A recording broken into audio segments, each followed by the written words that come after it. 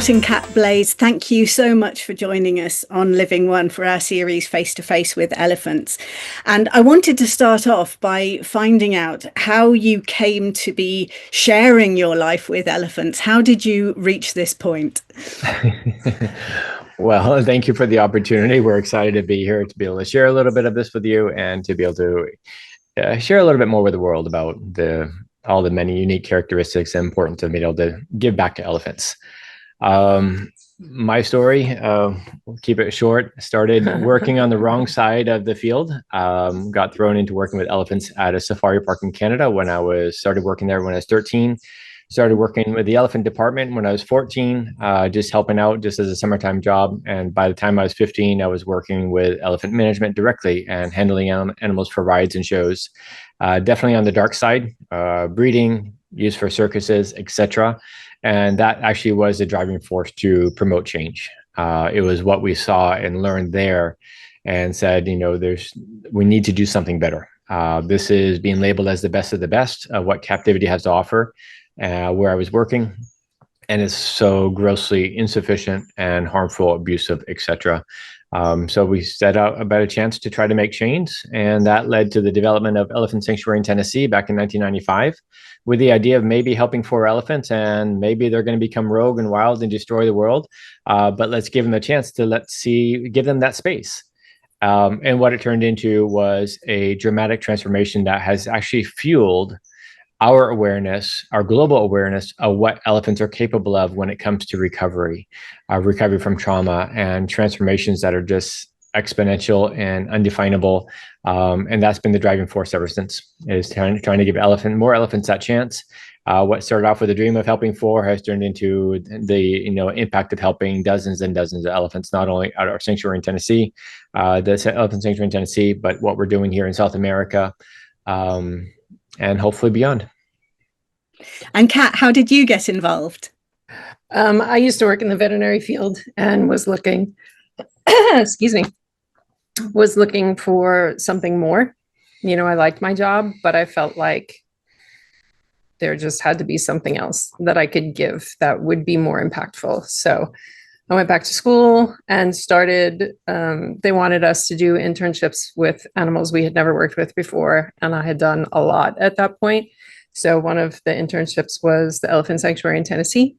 I went there for a couple of months. They asked me if I would stay. Initially, I said no. I liked my life in New York. But there was a clear realization that elephants were very different than any animal I had ever worked with. There is emotionally, their bonds with each other, their ability to forgive. They're just so special. It's one of those things that's hard to understand until you're in their presence. And definitely we can't put into words, no matter how articulate we were, which isn't always. But I ended up changing my mind and staying. Of course, he was already there since he co-founded the sanctuary. We worked together for years before actually becoming a couple. And then we left the sanctuary together in some year. 2011. And we tried to do the normal life. And that quickly felt empty as well. And then Joyce Poole had asked us about doing a feasibility study in Brazil to see if it would be possible to create a sanctuary here. So we came to Brazil. We took 19 planes, visited lots of places all over Brazil, and were approached by several zoos who asked us right away, can you take our elephants? And we had no property. We had just started formulating the organization, and they were already wanting to give us elephants. So we decided not only was it feasible and we could find a beautiful property where they could be outside all year, but that the need was definitely there and we could have a significant impact pretty quickly. So we moved to Brazil. Just to ask, just because it sort of strikes me, why is it that people are so keen to essentially give elephants? What is happening? That is it their realization that it's wrong for the elephants to be in the situation they're in, or is it because elephants have bred and they haven't got enough room? What is the reason for there being these unfortunate elephants who need a home and are now very fortunate elephants being able to be cared for by you guys? Well, one of the things that happened with that global awareness of understanding what's the compromise is of captivity. For a while it's just, anti-circus, and then it realized it's anti-captivity in terms of what the negative impact that it has. And that promoted a lot of conversation of not only what's happening, but what is possible. But when you say what is possible, you need to create that possibility. You need to create that space. And what started happening was legislation started being put before the solution. And specifically in South America, specifically in Brazil, what happened was they were actually ready to move forward with national regulation to ban all performing elephants. And at that point, there were probably 15 or 20 performing elephants. Where are they going to go? So what started happening as before the national legislation got put in place, and that's when Joyce and Peter from Elephant Voices asked us to get involved. They wanted to make sure there's a solution, an alternative. But before that got put in place, there was state regulation that was being established. And that state regulation banned performing animals, and the animals were being confiscated and sent to zoos that had no space. They had no space, they had no knowledge, they don't have anything. So these were botanical gardens built a small space for one of the elephants. Two of the elephants went to a zoo temporarily. That was not in an elephant exhibit. It was the closest thing they had, and they're destroying that. So they got sent back to the circus because the circus was still responsible, even though they couldn't perform with them. And they were chained up for 6 years on the property that was owned by the lawyer for the circus. And so these things started happening, and this happened repeatedly in South America and Brazil at that time. Since that time, things have changed a little bit in Brazil. Several elephants have passed away because there is an aging population, but the impact goes beyond beyond Brazil. And what is happening in Argentina, for example, is vastly different. It wasn't because of legislation. It was because their realization of we need to do something different.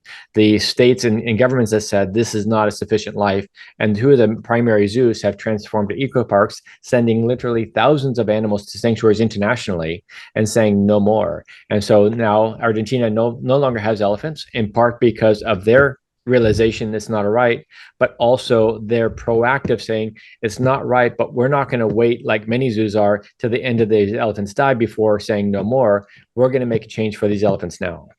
So they, fortunately, because Elephant Sanctuary Brasil exists, they had that solution available, and we received the last of the elephants from Argentina just a few months ago. Wow. I think one of the things we're seeing in Argentina specifically is a willingness to admit that people were part of the problem. I think there is a significant reluctance to admit there's something wrong with captivity because you've gone to the zoo, you've seen these animals, you've gone to the circus and ridden an elephant. And I think it's often difficult to process that essentially you are part of the reason that these elephants' lives have been so compromised. And there is an interesting depth of emotion, I will say specifically in Argentina, and how they express themselves and how they live their lives and how they think. And I think it is part of what has allowed them to attach to the emotional aspect of the damage that captivity causes and let that override the feeling of guilt, I guess, when you admit that you're part of the problem. And we have had people specifically with an elephant who died before she had the chance to come to sanctuary, apologizing and admitting that her life was terrible and they didn't realize it. And then once they realized it, it was hard to not come to terms with the fact that they were part of the reason that she was there. So I think there's just a different way of processing all of that has made it easier for them to accept trying to give them a better life while they're still here, even if it is just for a couple of weeks or a couple of months or a couple of years. That is absolutely fascinating. And I think about a different sort of national psyche responding so differently in a framework of guilt and reparation. I'd like to sort of riff on that for a long time, but it's not the topic of our conversation today. We can set up another topic for later. There's many different avenues that we can take. Yeah. Indeed, you mentioned Scott, and I was going to sort of state while you were talking, Kat, about that difficulty of coming to terms of having been part of the problem. That was something that you admitted right at the outset. Scott said, "I was on the dark side there, and I saw it." And it is, I mean, I think it takes a lot of courage and a lot of strength of your convictions to be able to say, yeah, I was involved in something that I then came to understand was not right, and I have done something about it. So, a lot of kudos and respect to you for that honesty. So thank you. Just wanted to flag that. But you mentioned the amount of trauma that many of these elephants have endured, many perhaps all. And I wondered if you could talk a little bit about that and how your processes, your sanctuary, works in a trauma-informed way to enable the elephants the space or the time or whatever they need to heal. I actually love that phrase, trauma-informed way. It's not something we use, but we will definitely adopt that because I think it is so critical to what it is that we do. And all of this came about because of what the elephant showed us they needed. There wasn't this altruistic vision. If we create the space and just, act a certain way, this is what's going to happen. They walked us through that journey early in the years of Elephant Sanctuary in Tennessee. They walked us through their spatial needs. They walked us through their individual personal growth needs. They walked us through the layers of trauma that we had no idea existed. I saw some brutal things in my life growing up with elephants that 99% of the population would just immediately turn off the radio or turn off the TV if we went into detail about. But that wasn't the worst of the trauma. It's what happened on the inside. The physical abuse is only part of it. It's what happens on the inside. And we didn't see that recovery. We didn't see that trauma until we saw the layers of recovery. And what happens in the first days is astounding. What happens in the first weeks is even more astounding. What happens in the first months is amazing. And then after a year, like, okay, things are good. And then they show you, nope, there's another layer and another layer and another layer. And they're on this constant evolution of recovery. And that's what defined for us the layers of trauma that they had been masking. So with this trauma, trauma-informed, management, the biggest thing that we do for them is give them their voice. What does that mean? Accepting the negative behavior, accepting the positive behavior, accepting whatever it is that they want to communicate, and let them know they are being heard, even if it goes against everything that we want for them. Sometimes with an elephant like Lady, she said, I don't want any interaction with other elephants. That's what goes against all of our thinking and everything else any other elephant had shown us before. But she said, no, I will look at you. I will look at the elephants. I will look at them far. Even with a barrier, I don't want to go up to you. And there was times that she had no barrier with two of the elephants, and she still didn't want to go up to them. She would still keep that 15 to 20 meter distance, and then the elephants would go the separate ways. And that was her parameter. So that was her voice. We could have overridden that and put her in a scenario and force her in a small scenario with another elephant and help her get over that. But is it really our job to make her get over that? Or is it our job to listen to what she needs to recover from her own trauma in that individual space? So the biggest thing, and to summarize that, we could go on for hours again, is to say, give them their voice first and let them be seen, let them be heard as an individual, and not put our desires on top of their recovery, because it's just another level of expectation that humans are putting on them that they don't need. And how much space do you have to provide? And do you have the provision to be able to say there are more and more elephants? We can expand this to expand and have more space for the elephants should it be required? Go ahead. Go for it. No, space is you. Space is so interesting. We don't know how much space an elephant needs. There is no measurement. When people say how much space is big enough, we have no idea.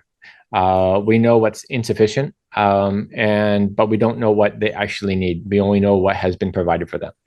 To explain that a little bit more, going back to the sanctuary in Tennessee, we started with 100 acres and thought, wow, this is amazing. The elephants quickly showed us that 100 acres is still nothing once they get back to that migratory exploratory nature. So we doubled our size. Wow, amazing, double the space. Still nothing.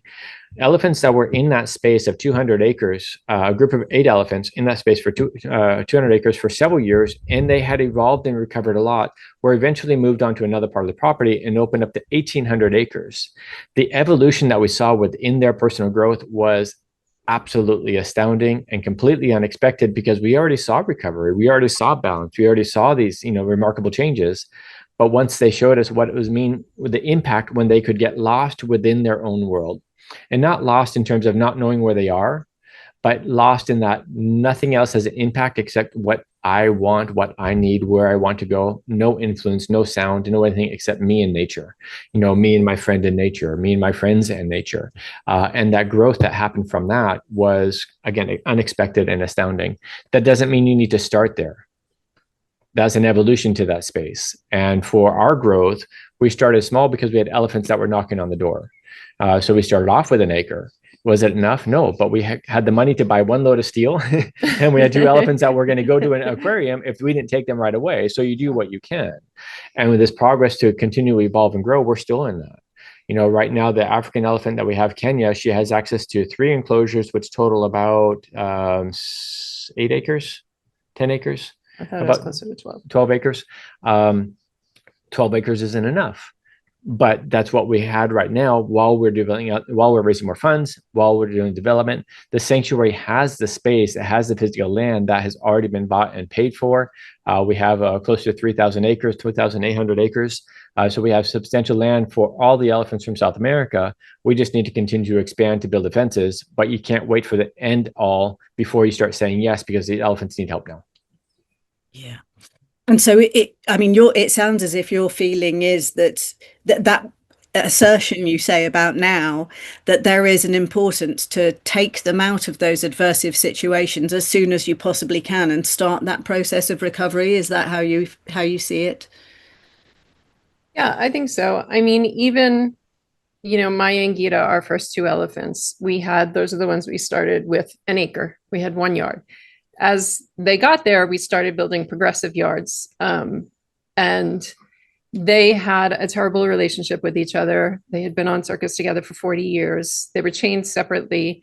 Anytime Maya got off her chain, she would knock Gita down, steal her food. It wasn't healthy in any way, shape, or form. And they came here. And for me, I think they were one of the most remarkable healing that we have seen in the way it happened.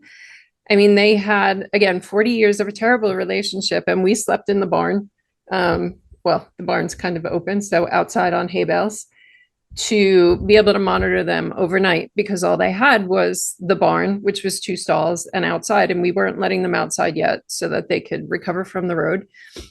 And we just wanted to make sure that they were okay, since they didn't really get along. And the sun went down and we laid down, and it was probably an hour into that they started making this big ruckus. So we immediately get up, turn on our flashlights to see what's going on. It sounds positive, but we don't know them. We're new to them. So we go to look, and they're interacting and everything looks positive. And we're like, okay. So we lay back down. About 20 minutes later, similar thing. So we get up, check, everything's fine.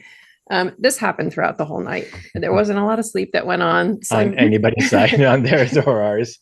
The sun comes up very early. By the time the sun came up and we got up, they were in separate stalls, separated by a gate, but leaning up against the gate, and they were both holding each other. And we were like, could it possibly be this easy? It's like, it can't.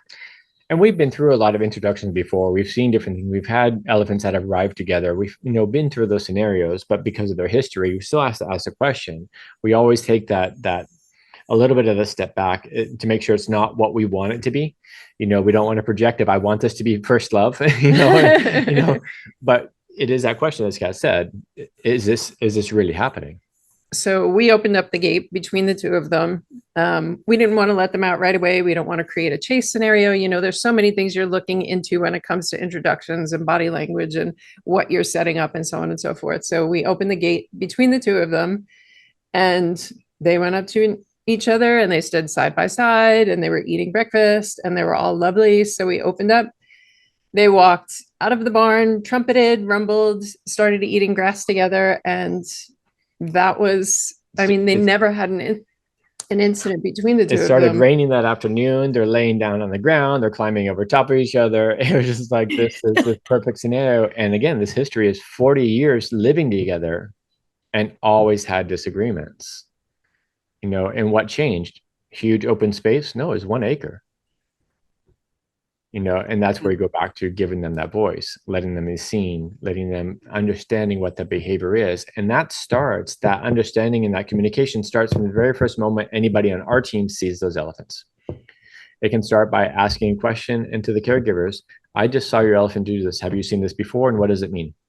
Let the elephant know that we're having a conversation about them right away, because they're going to be perceiving that energy. They're going to be perceiving that focus. And so we start having those questions and letting the elephants know that we're seeing them differently, and ask the questions that then sometimes make the caregivers look at them differently. And when the caregivers start looking at them differently, then the elephant starts feeling that difference right away. And that's where this whole thing about being seen and being heard starts long before they arrive at the sanctuary. It can happen in a small space. Does that voice allow them to be safe or comfortable or heal in a small space? No, you still need a larger space, but it starts right at the beginning. And for Maya and Gita, I think it was that as well. Yeah, I mean, we expanded with the second yard, which was another 1.5 acres, and we saw a shift right away. We saw more expression. We saw different interactions between the two. We added a third yard. Gita was 3 steps in rumble. She was so 3 more steps. It's still a small space, and there's another 1.5 acres. It's still very small, but that new space was still something really exciting for them. And I think more than the small space, it was that steps of freedom, the steps with no chain and nobody saying, no, you can't go any further. There's a fence there, but that's going to be required, but the fence still creates a freedom and autonomy within that space. And I mean, we added 2 bigger yards after that, totaling about 80 acres. And with each new space, we saw a different evolution and a different growth between the two of them. And they were good from day one, but the depth of friendship that they ended up arriving to didn't happen until the bigger space. And they did they were independent. They didn't always need to be side by side, which I think is a good thing. It's good to love somebody. It's different to have this obsessive need to be with somebody. So they were both independent, and they both explored, but they always found each other. And their friendship, I think for me, was probably the healthiest and the deepest friendship that I've seen with elephants at Sanctuary. And that journey in the evolution was not always side by side. They had their individual journeys. Gita would walk away from Maya because Maya was still a little bit demonstrative, not physically hurting, but come over and want to take Gita's food. And Gita's like, fine, I'll go eat some grass somewhere else. And Gita would walk away, and Maya would be left there like, wait a minute, I want to come say hi. And Gita's like, no, you actually didn't want to come say hi. You wanted to come displace me. And so they took responsibility for what that meant. And it was also in positive moments. Maya would get super, super excited and super happy. And she's putting her head on the ground, lifting her back leg up. And that was also too much for Gita. At that point, she wasn't comfortable with that level of energy from Maya, because the depth of trust that she needed for that wasn't there yet. So it wasn't, even on the positive side, there were moments where Gita would walk away, and that would force Maya into considering her own actions and what she did to make Gita leave. And that if she wanted Gita to stay, what she needed to change in herself to make that happen. It's like the over exuberant puppy that goes from play to biting, and because they don't know what to do with that emotion, and it just comes out. And Maya was there sometimes, it was like, whoa, too much, girl, but within space, they have the autonomy to walk away from that and not feel trapped. And what happens in a small space with 2 elephants that may be doing that, even 2 elephants that get along, if somebody gets to that level, the other one gets more insecure because there actually is no escape. I can't walk away from this energy. I can't say timeout because there's nowhere for me to go. When you give them the space, they can actually say the timeout. And that makes the other elephant to kind of reflect a little bit more. So these individual journeys, going and learning their individual lessons, because Sanctuary is not only about connecting back to nature, it is recovering from trauma, but it's also a journey of self-discovery. Who am I?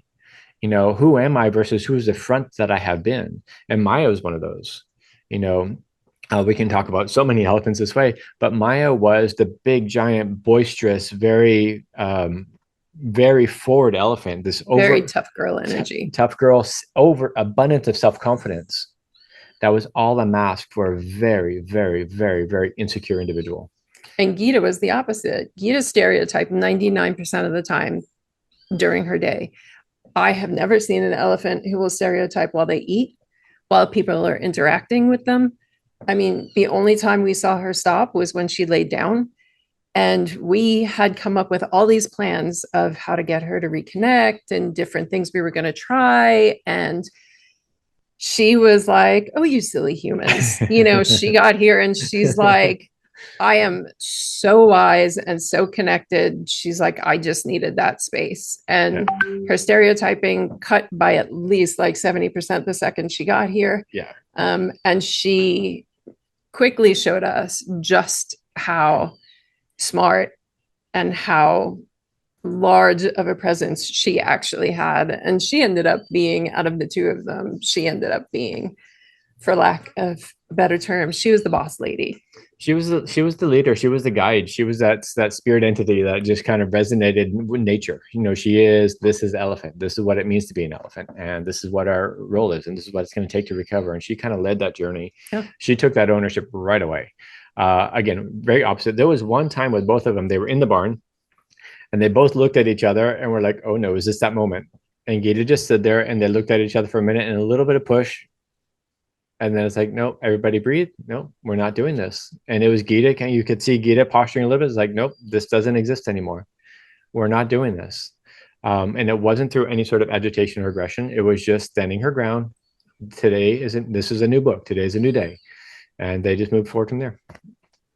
Again, we could talk for hours. So that is such the wonderful story of the two of them, and I wonder if there's another individual that you particularly like to bring up and talk about. Would you like to pick? Out of so many elephants you've known, many, and each one is so absolutely unique. Real quickly, I'll bring back an elephant that was hugely impactful in Tennessee. And because sometimes when people see an elephant, and we get a lot of videos from people around the world and say, I'm really concerned about this elephant. I think she's too far gone to recover because they're stereotyping and all these things. And look at Gita. No, that's not the case. So when we say too far gone, don't cut that off. Give them a chance. And so we'll use an elephant in Tennessee named Sissy. She was labeled as autistic, antisocial. She killed somebody. All these different things that she'd been labeled. She had a paralyzed trunk. She had skin issues. She had all kinds of issues. She came to Tennessee really unknown, what much about her past, but, in a very short, it was like a 30 or 60 day process. It was very, very quick before she came. And she came because they actually filmed beating her, a gang beating, because this is what you do with an aggressive elephant. It was at the zoo that she arrived. It was a training tape. A training tape to train other people how to take care of aggressive elephants. So what they do is they train them and they antagonize them until they are aggressive, and then they beat them for the aggression that you antagonized. This psychology between captive elephant management in that dominant situation is really sick. It's really profoundly, profoundly ill. And so anyway, moving forward to the good part, Sissy became very quickly a natural born leader. It took her 4 weeks to leave the barn. She was that scared. And when she left the barn, she wouldn't go very far. Every month that passed, she would go a little bit further and come back, a little further and come back, a little further and come back.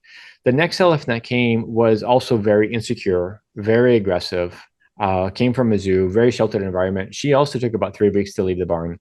And then Sissy's like, I got you, girl. I'll show you around. And Sissy took this lead. And she completely led Winky to parts of the property Sissy never had the confidence to explore on her own. There were already elephants already there, but Sissy didn't really bond with those because she was still in her insecure pattern. She was in her personal growth. That Winky came and it's like, I know where you are. I can help you with this. And she took on that leadership role. And she became just this perfect natural born matriarch. She was nurturing. She was empathetic. She was understanding. She was adaptive. She changed everything that she wanted to give Winky what she needed. Sissy sacrificed her own friendships with other elephants to be there for Winky in a way that Winky needed. Just this beautiful, beautiful journey and evolution from an antisocial autistic killer to a perfect you would see her as a matriarch in a wild herd. Like this has been her life all the time. So give them a chance to transform. She was sweet. She was soft. She was understanding. She was just my favorite. She was perfect. It took me a long time to admit that, but she just had this special spark about her that, give them a chance, man. Give them a chance to let them show us what they're capable of, and give them the chance to find that on their own. And that finding individual is everything. I think probably the elephant here who I think shared the lesson of how elephant they are, because there's always this, we hear the stupidest arguments. They're not going to know how to eat. They're not, it's all this ridiculous stuff of it is so who they are. It's before they're even out of the crate, they're reaching for a bush, a grass, some natural food that they can stick in their body. But Guillermina lived in Mendoza with her mother. She was born there. The only elephant born in all of Argentina. Yeah, the only captive born elephant that we have. All the others were born in the wild and captured from the wild. Yeah, she was unfortunately born into a pit where it's a low enclosure that she can only see the walls, the concrete walls in front of her and the sky directly above her. There's no horizon line. There's nothing. So this is how she grew up. And because of this, mostly, she had a really unhealthy relationship with her mother. We talked with Joyce Poole about this because she would physically hit her mother and kick her mother and be very dominant towards her mother over things. And her mother allowed it. She had nothing to give her. We're actually really surprised at how mentally healthy Guillermina managed to be with living in that situation for 23, 24 years. To further define that, Kat said concrete pit, it's 400 square meters. That was her entire life for 20 something years of concrete floor, concrete walls. On top of that, the space is kind of long and narrow. So the widest point in there is maybe 20 meters. So it's not even like she can stand back and look up and see very far in front of her. It's only, as Kat said, right above her head. Just if I put that perspective a little bit more, we can send you guys a picture to post with it. It's incredibly restrictive space to think about an elephant growing up with all the stimulation that they should have. Yeah. So did she and her mother come to you, or? Yeah, they both ended up coming.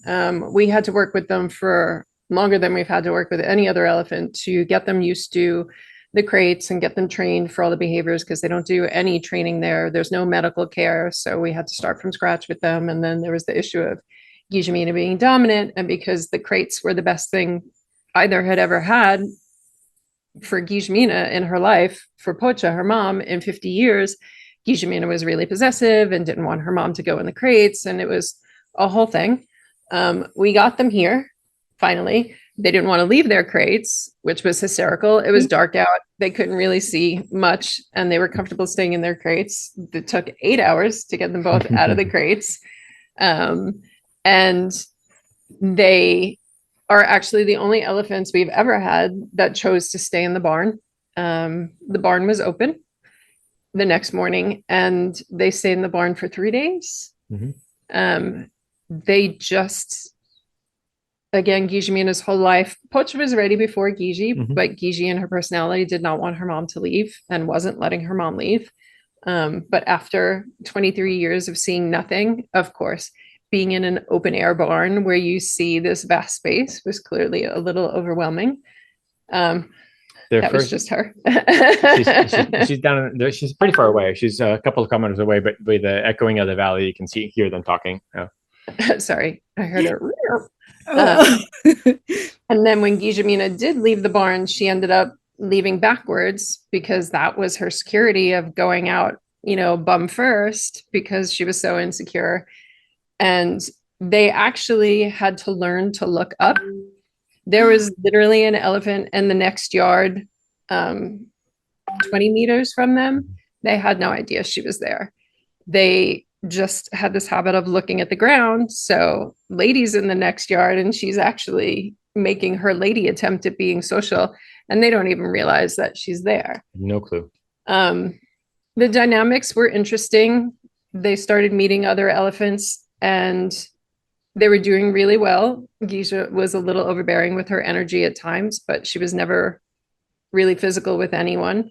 Some of the older girls just didn't like that 20-something-year-old energy because she was really like an 8-year-old in a 20-something-year-old body, and she had so much to get out and so much that she wanted to do.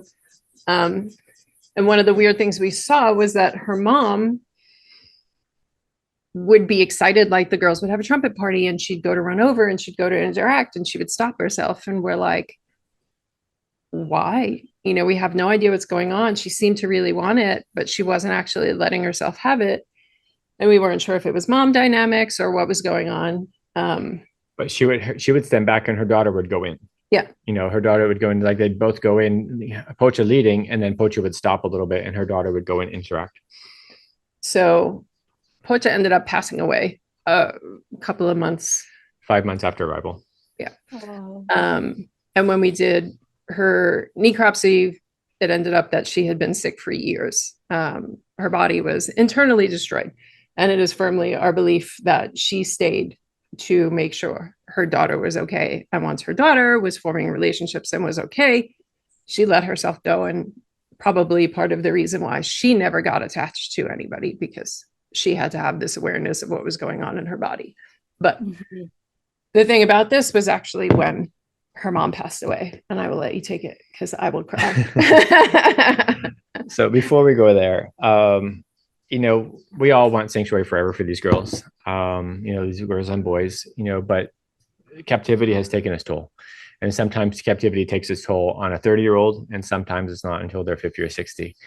In this case with Pocha, she was over 50 years old. She spent most of her life in captivity.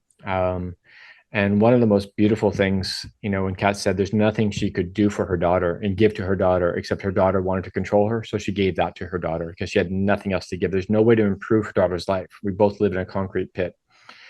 The first time they both saw the horizon is when we actually knocked the hole for the transport crate. The first time they saw the sun come up is actually when they're on the road, and in their transport crates for the first day. So there's all these new things that they happen. Sanctuary, new things. Geisha explored the world backwards, but she also explored the world in circles. She used to walk in circles inside her enclosure. And when she came to the sanctuary, she just did a bigger circle and then a bigger circle. And then it's like a 2,000 meter circle. But she always did these circles because that was her comfort of how to explore her life in this very, very new scenario. So one of the most beautiful things for me in this, and I think is one of the things that I will cherish the most when we look back at all of our history with elephants, is watching what it meant for Pocha to see her daughter explore life. I've never seen an elephant's face radiate as much as I did when Pocha was watching her daughter go find friends. And to be a part of that, of giving that opportunity for her mom to provide that for her daughter, for the rest of my life, I will never forget that impact. Just a brilliant, brilliant opportunity to watch a mom truly shine. I can't imagine, not a parent, I can't imagine what that was like for her to be able to do that and see her daughter in that light. So we knew Pocha was sick for a long time, or we figured she was, because there's no medical testing that was done, but she looked like she was sick for years. We would always ask, is everything okay? She looked okay. There's something weird about her face. There's something in her that doesn't look right. She's eating, she's drinking, everything's fine. But there was clearly something going on, as demonstrated by the necropsy. When she was at the sanctuary, there's a couple times that she wasn't well. We gave vitamin injections, everything, she perked back up, everything looked like it was going okay. The day before she passed away, her energy was down a little bit, gave her more vitamin injections. We left the barn at about 7 o'clock. She had just eaten a whole watermelon. She looked really, really good, or lighter anyway, looking on that trajectory of recovery. And we went back 2 hours later and she had already passed. Geisha was then calling the other elephants, who were then at the very back of the property. And they were coming up. You could hear them rumbling. They can hear them back and forth, but she called them over. And at this point, they are by no means best friends. Maya was okay. Hannah and Mara still thought her energy was a lot. There are grandmas, so they were like, oh, kid. And Bambi was pretty good with her, and these were all developing relationships. None of them were terrible relationships, but nothing with real depth at that point. Probably closest with Bambi. So she calls them all back. They all arrive to the barn, but her mom's up the hill a little bit. And Geisha took them one by one and spent a little bit of time. I have to say, Kat said she's going to cry, but I'm always the first to cry. One by one, she went up and brought them up there, and she came back down, and the next one, and the next one, and then they all went together. And you just have to wonder how. Yeah. How do they all know? These elephants have all been raised alone. Yeah. And almost all of them have not been around an elephant had passed away. They don't know what this is about. They don't know ceremony. They've never had that ritual because most have been raised alone. And they come to sanctuary and get in this space that is nothing more than an old farm in a beautiful environment, a whole lot of fencing, and people that are understanding, but their recovery, that journey, that understanding, that is theirs. There is no way any human can provide that level of understanding of what needs to be done or what they need to do to process. And we just sit back and offer that space. And encouraging words, if you need anything, let us know. But it's just an absolutely beautiful journey, and they know exactly what they need and how to proceed. We just have to give them that space and the autonomy to show us. And we left at 1 o'clock in the morning, and they were still all there. And the elephant she had the least depth of relationship was the one who was the closest with her and stayed the longest. So it is that thing I talked about in the beginning, that there's something about elephants that I've never seen with other animals I had worked with up until that point. And it is the putting. I think the term unconditional love is thrown around a lot. I don't think pretty much any human has it. We hold on to things, we judge things, we just are human. I think elephants do actually have it. It is putting aside of self when it has literally no benefit to them whatsoever, but to be there for somebody else. There's something beautiful about them. They find a lot in being that nurturing. There's something that really fulfills them when they can be that nurturing elephant. And a big part of journey of sanctuary is not only learning how to nurture, but how to allow themselves to be nurtured when we need to lean on somebody else, and being okay with that vulnerability and finding comfort in that vulnerability, knowing that there's somebody you can lean on. So it's just, there's so many magical things about this. And just a few short stories that shed a little bit of a light on what is possible when you give them that opportunity.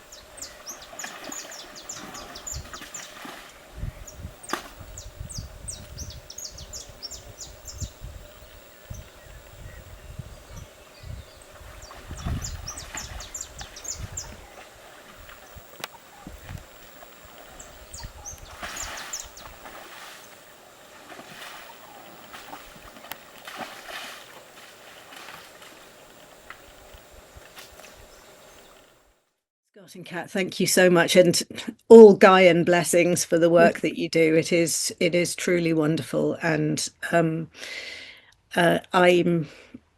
completely overwhelmed by the emotion, the stories, and the wisdom that you have expressed that seems to have come through the elephants. So they are very patient teachers that give us a lot of grace along the way. Yeah. There are certainly mistakes that have been made, but they really are quite gracious and understanding of our own limitations and just giving us that space to figure out their messages. Well, it sounds as if you're doing a really wonderful job. So I thank you very much from the bottom of my heart, and we at Kerelos thank you. It's been great for you to share time.